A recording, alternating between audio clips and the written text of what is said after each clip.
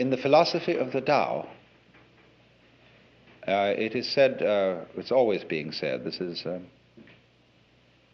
you read this in every art book about Chinese art, that in Chinese painting, man is always seen as in nature rather than dominating it.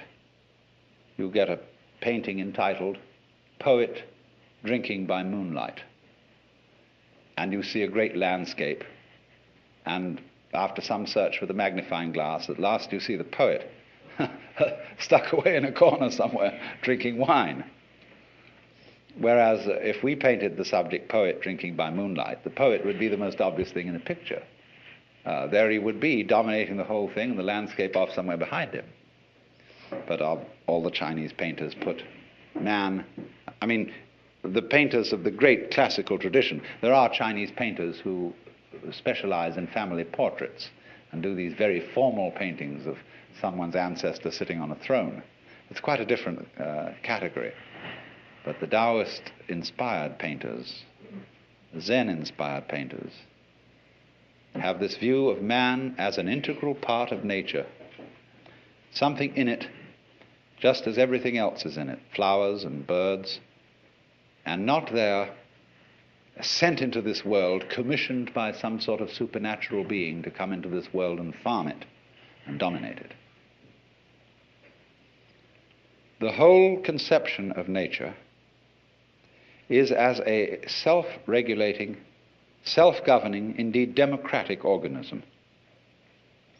But it has a totality. It all goes together, and this totality is the Tao.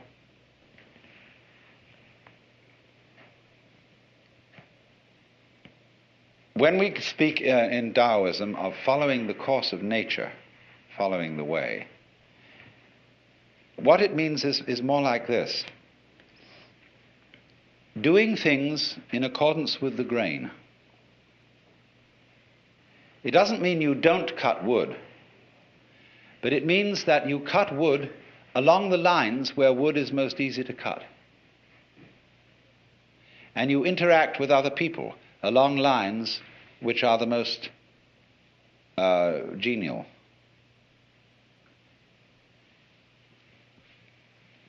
And this, then, is the great fundamental principle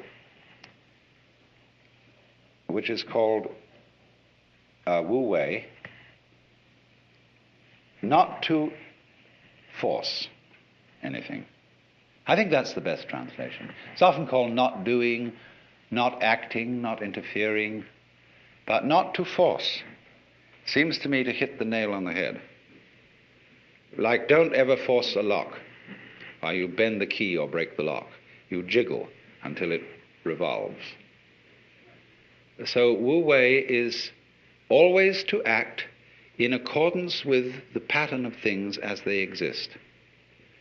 Don't impose on any situation a kind of interference that is not really in accordance with the situation. For example, we have a slum, and people are in difficulty and so on, and they need better housing. Now, if you go in with a bulldozer and knock the slum down, and you put in its place some architect's imaginative notions of what is a super efficient high-rise apartment building to store people, you create total mess, utter chaos. A slum has what we would call an ecology. It has a very complex system of relationships going in it, by which the thing is already a going concern, even though it isn't going very well. Anybody who wants to alter that situation must first of all become sensitive to all the conditions and relationships going on there. It's terribly important then to have this feeling of the interdependence of every form of life upon every other form of life. How we, for example, cultivate animals that we eat, look after them and build them up, and see that they breed in reasonable quantities. We don't do it too well, as a matter of fact, especially troubles are arising about supplies of fish in the ocean, all sorts of things. But you have to see that life, that the so-called conflict of various species with each other is not actually a competition. It's a very strange system of interrelationship, of things feeding on each other and cultivating each other at the same time. The idea of the friendly enemy, the necessary adversary, who is part of you. You have conflicts going on in your own body. All kinds of microorganisms are eating each other up. And if that wasn't happening, you wouldn't be healthy.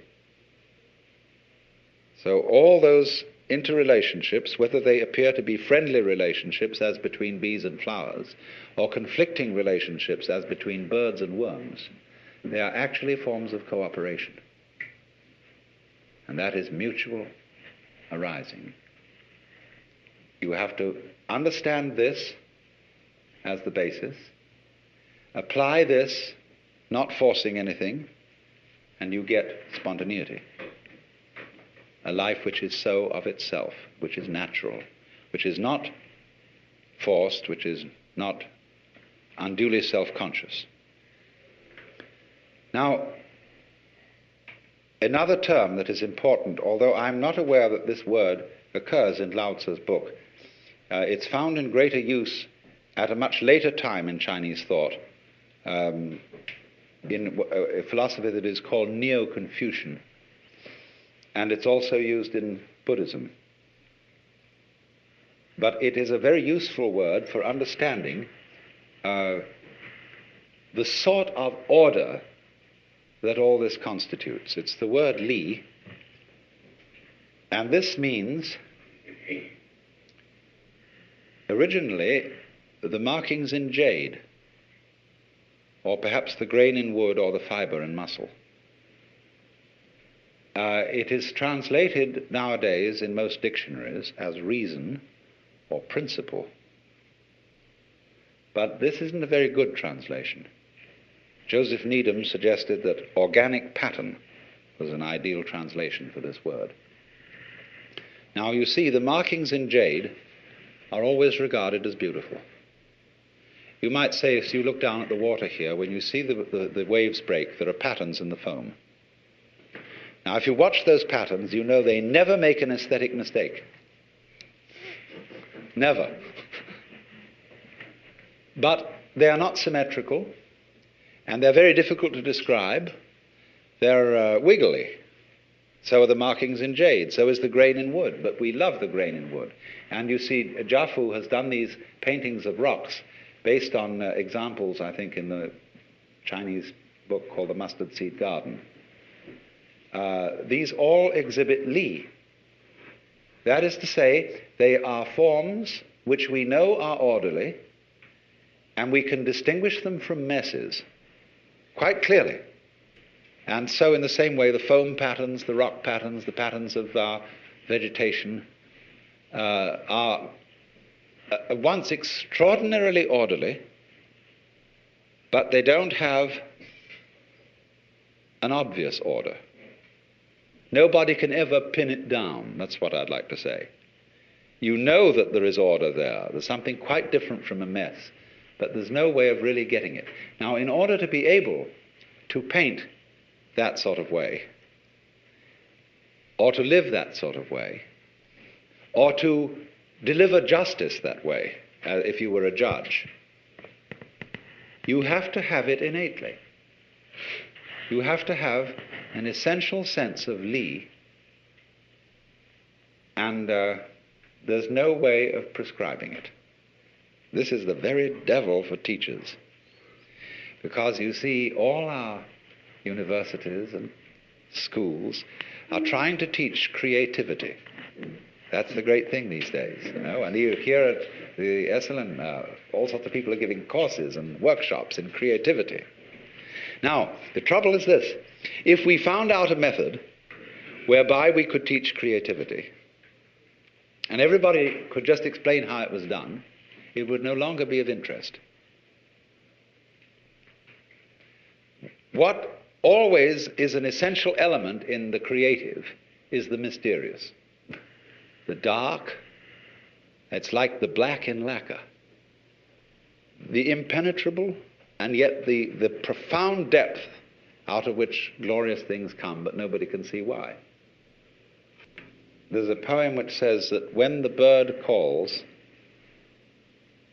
the mountain becomes more mysterious. You imagine, for example, you're in a mountain valley, and everything is very silent, and suddenly a crow squawks somewhere. You don't know where that crow is, and that little sound emphasizes the silence. Now, all those things have in them, you see, an element of mystery. There's a Chinese poem which puts it this way. It is a poem written by a man who has gone to find a sage in the mountains. And the sage has a little hut at the foot of the mountain and a boy there who is his servant. I asked the boy beneath the pines. He said, "The master's gone alone, herb gathering somewhere on the mount, cloud hidden, whereabouts unknown." In so many athletic and artistic skills, you will find a teacher who teaches you how to do it without forcing it. I once studied the piano. I'm absolutely no good at it now because I don't practice. I'm involved in other things. But I had an absolutely superb teacher for a while. He was a very, very great musicologist. You know, there was nothing sloppy about his standards. They were the highest perfection. But when I first went to him, he said, "Let me see what you can do." So I played him a Scarlatti sonata. He said, "Yeah, but the trouble with you is you're trying too hard. You're hitting the piano, and you should never hit a piano." He said, "Actually, all you've got to do in order to play a piano is to drop your hands on it. And you need to have relaxed arms." So he made me practice for a while. He felt my muscles to see whether I was relaxed or not. And he said, "Now just drop your hand on the piano. I don't care what notes you hit, but just drop your hand. Let it fall." He said, "There's enough energy in the weight of your arm to play as loud as you will, or as soft as you will. But just let it drop." He said, "That's all you have to do, drop your hands." And he kept feeling my arms. He said, "No, you're getting too tense. You must pretend you are Lao Tzu." And he was a very educated man. He knew about these things. And then he said, "Now, after dropping your hands, all you've got to do is to hit the right notes." And he said, "You know, the same thing is involved in making a very complex trill." And he demonstrated. He just dropped his hand on the piano, and at the same time his fingers went flip like that. And there was this magnificent ornamentation. Then we went on, we'd practiced this for some time. He said, "Now let's get around to hitting the right notes." And he found immediately I had a block on reading music. Because when I was a small boy and studied piano at the age of roughly 8, I had a pestiferous teacher who was a mistress in this private school I went to in England. And she used to sit beside you and hit your fingers with a pencil every time you made a wrong note.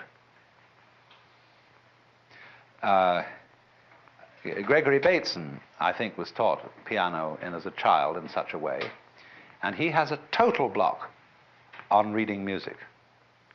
I mean, he's got a brilliant mind, you know. He's a mathematician and great anthropologist, ethnologist, and so on, but he has a total block to reading music. And so this man had to teach me to overcome my block. And he said, "Now, first of all, feel perfectly free to make mistakes." He said, "Everybody's going to make some mistakes, and it doesn't matter if you make a mistake. And if you do make a mistake, don't go back and do it over again, but just go on. So play as slowly as you like, don't hurry, just so long as you keep the relative rhythm, the relative values of the thing. Go slow and take it easy." Another thing is not to pay so much attention to the notes, but to the distances or intervals between them. because that is the significant jump. And this sort of overcomes, too, the difficulty of key signatures, where we started out learning music with this weird system that the lines on the stave really represent the major scale of C. And that therefore, when you put a key signature at the beginning, you remember that every time supposing you're playing in F, every time you hit B, it should be B flat. Well, that's an extremely tedious way of learning music. And you just have to think in different keys. That's the only way to adjust to a key signature, and play the thing according to the intervals appropriate for that key. But you see, in this instance, this man, although he was a great perfectionist and was highly skilled in music, he used intelligence, first of all, to give you a shortcut, and then he also used relaxation to enter into a difficult thing by the easiest route. In Zen training, in its initial stages, the master discourages intellectualization. You know, you come in with a lot of ideas, but this difficulty you have is not going to be solved by ideas. It's not going to be solved by talk and intellectualization. So in the same way, this is discouraged, because intellectualization sets up a kind of interval or lack of rapport between you and your life.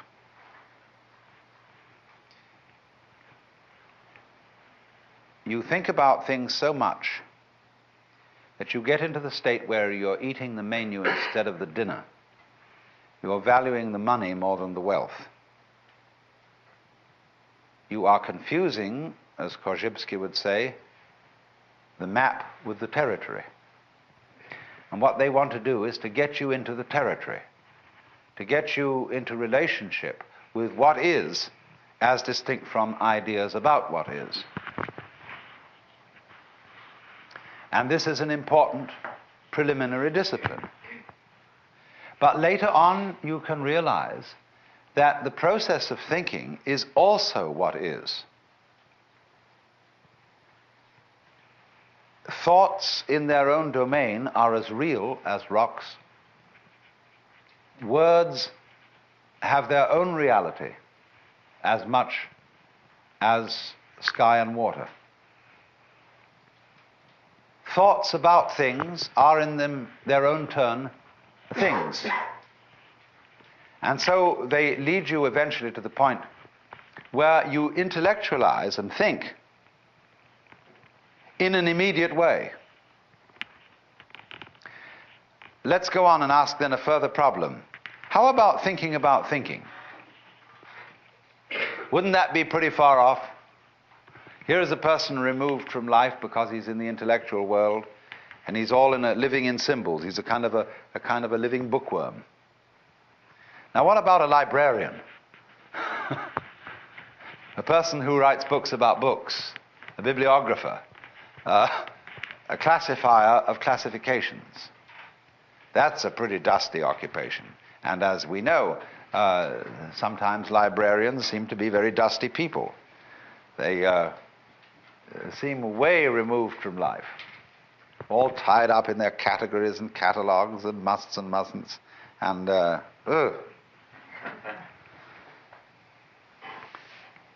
that too, you see, is also its own level of reality. And thinking about thinking can be lived with just as much direct, fresh spontaneity as just living without thinking.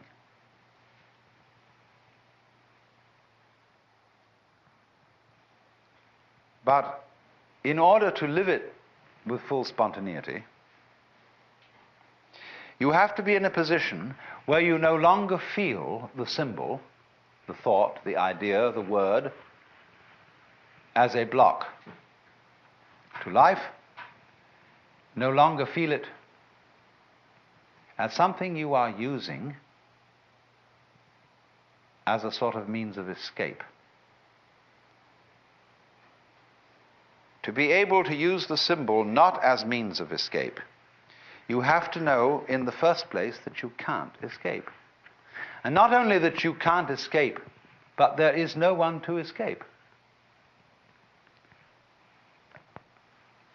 There is no one to be delivered from the prison of life. That, then, the liberation of the mind from identifying itself with symbols is the same process, exactly, as breaking up the links between the successive moments. The illusion of a self, a continuing self that travels from moment to moment and picks them all up, corresponding to the illusion of the moving water in the wave and the moving the solid circle created by the moving cigarette point in the dark.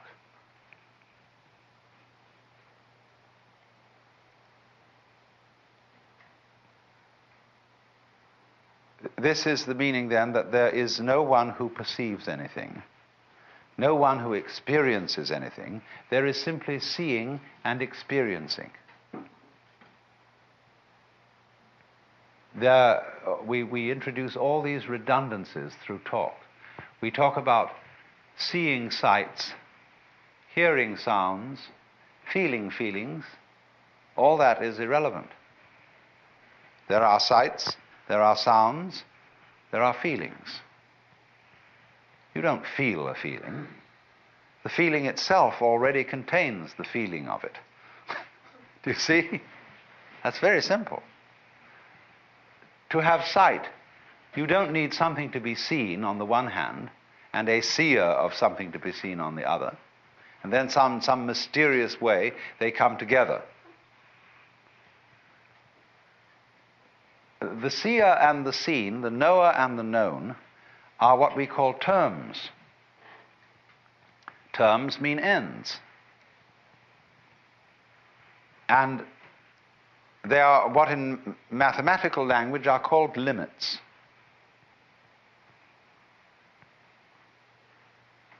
Now, when we take a stick, the stick has its two ends. They are the terms of the stick. But the ends of the stick do not exist as sort of separate points which encounter each other on the occasion of meeting at a stick.